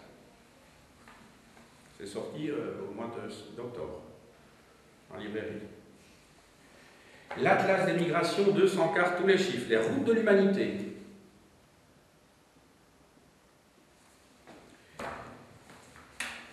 Alors, encore quelques livres. Alors, cette fois-ci, ce sont des livres davantage de philosophie politique qui ont servi, je dirais, de base à mon enseignement pendant 3 ans. Alors, autant que vous connaissiez un petit peu, je crois que vous allez peut-être retrouver certains thèmes que j'ai abordés. D'abord, de La Boétie, hein, qui a publié dans la deuxième moitié du XVIe siècle de la servitude volontaire. Il montre en fait que ce sont les hommes qui s'asservissent eux-mêmes et que les tyrans n'existent que parce qu'il y a des gens qui leur donnent le pouvoir. Donc c'est le père fondateur de l'anarchisme. Alors, de Thomas Hobbes, qui lui, au milieu du XVIIe siècle, publie le Léviathan. Alors le Léviathan, c'est l'État tout-puissant qui mange, je dirais, tout ce qui l'entoure, et c'est dans cet ouvrage qu'il fait référence à cette idée centrale chez lui que l'homme est un loup pour l'homme. Homo homini lupus. Alors, d'Emmanuel Kant, j'ai apporté ici sa critique de la raison pure, parce que son introduction, hein, pour moi, est fondamentale. Elle déplace vers le sujet ce qui, à l'origine, était de l'ordre du monde. Autrement dit, les choses n'existent que parce que nous les pensons telles, pour faire bref. Hein. Mais je ferai un cours là-dessus avec les premières. Si ça vous, enfin, c'est pas si vous intéresse, vous allez vous taper, si je puis dire, tout un cours sur le criticisme kantien, donc vers le mois de mars. Voilà. Donc la première édition, c'est 1781. Alors, de Michel Foucault, Les mots et les choses, une archéologie des sciences humaines, il montre que c'est au XVIIe, au XVIIIe siècle que l'homme devient sujet de la science. Alors aussi, un ouvrage du même auteur qui me sert beaucoup, je dirais, dans ma pensée, c'est Surveiller, punir, naissance de la prison, chez Gallimard. Il montre qu'en fait, au XIXe siècle, déjà au XVIIIe siècle, même au XVIIe siècle, il remonte au XVIIe siècle, se mettent en place toute une série de dispositifs qui servent à contrôler l'individu et à contrôler les pratiques du corps. D'émile Cioran, un Roumain, mais qui a fait la plus grande partie de sa carrière en France, un philosophe, sur les signes du désespoir, en livre de poche. Ça peut conduire évidemment au nihilisme, mais j'ai une vision de l'histoire de l'humanité qui est assez proche de la sienne. De Hannah Arendt, grande politologue américaine d'origine allemande, du mensonge à la vérité, du mensonge à la violence. En fait, elle est à l'origine du concept de totalitarisme. Elle montre en fait, dès 1900, à la fin des années 40, début des années 50, elle a montré ce qui liait structurellement tous les régimes totalitaires, qu'ils soient d'extrême gauche ou d'extrême droite. Autrement dit, le stalinisme et l'hitlérisme et le fascisme. D'Albert Camus, L'homme révolté, c'est aussi un anarchiste en folio essai. Et enfin, pour terminer, de Guy Debord, le fondateur avec Raoul Vaneigem, qui était professeur dans cette école du situationnisme et qui écrit La société du spectacle dans les années 60. Ici, je vous ai apporté en folio ses commentaires sur la société du spectacle qu'il a écrit 20 ans plus tard. Et en fait, quand vous lisez les ouvrages de Vaneigem dans les années 60, il avait déjà un pressentiment comme quoi nous allions vivre dans les 50 ans qui allaient venir dans une société marquée par la spectacularisation du monde et la marchandisation du monde. Alors, je vous ai parlé tout à l'heure des esclaves, hein, l'être humain est devenu une marchandise. Alors, pour l'instant, dans nos sociétés, nous ne sommes peut-être plus des esclaves, mais l'être humain, sur le marché du travail, il est une marchandise, il ne faut pas se faire d'illusions. Hein, et tout est marchandisé dans notre société. Il suffit de voir, regardez les publicités à la télévision, ça paraît même un peu morbide. Hein, on voit Adamo qui est en train de faire de la publicité sur les sociétés, les assurances pour des obsèques. Donc on dit, ah, la vie est belle, il chante d'ailleurs, hein, il chante, ah, la vie est belle, j'ai eu toute la vie, et comme ça, mes succès, mes héritiers ne vont pas s'occuper de mes obsèques. Donc on me prend des assurances obsèques à l'heure actuelle, comme ça, vous vous occupez de rien. Hein, et c'est évidemment un prédateur qui a le droit de gagner sa vie comme tout le monde, mais qui, effectivement, va organiser vos funérailles. J'ai dit